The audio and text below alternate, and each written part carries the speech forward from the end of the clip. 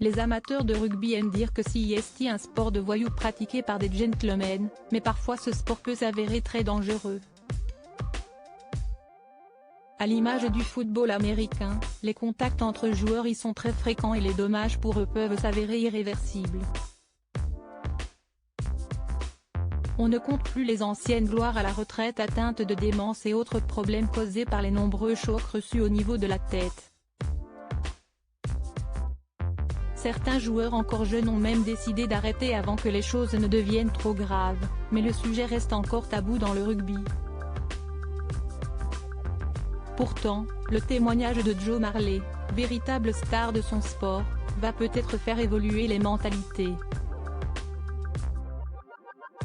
Interrogé dans l'émission Talksport, le pilier anglais qui compte 72 sélections avec l'Angleterre s'est livré à un témoignage pour le moins inquiétant.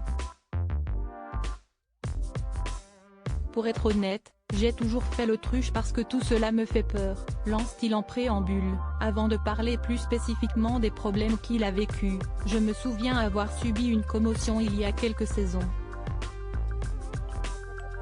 J'avais pris un gros coup en essayant de plaquer Billy Vunipola. J'étais dans les vapes et la seule chose dont je me souvienne, c'est de m'être retrouvé dans une salle et de voir entrer le kiné. Joe Marley ne se souvient plus de l'existence de ses enfants et panique à un poste où les chocs frontaux sont très fréquents. Joe Marley est constamment sollicité pour aller à l'impact avec les joueurs adversaires et les nombreux coups qu'il a reçus ont fini par causer de sacrés dégâts. Alors que le soigneur lui demande si sa femme et ses enfants étaient présents au moment de sa commotion, le pilier britannique a un blanc. J'ai fait une pause et j'ai craqué. Je n'avais aucun souvenir d'avoir des enfants et ça m'a vraiment fait peur, lâche-t-il.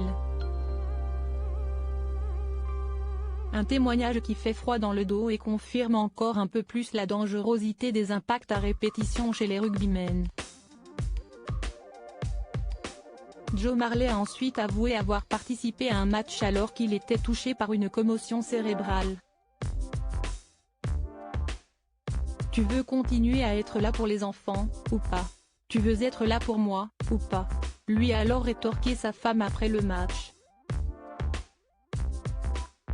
Si tout va plutôt bien pour Joe Marley aujourd'hui, le rugbyman sait qu'un mauvais coup de trop pourrait bien lui être fatal et il continue de jouer avec cette épée de Damoclès au-dessus de sa tête.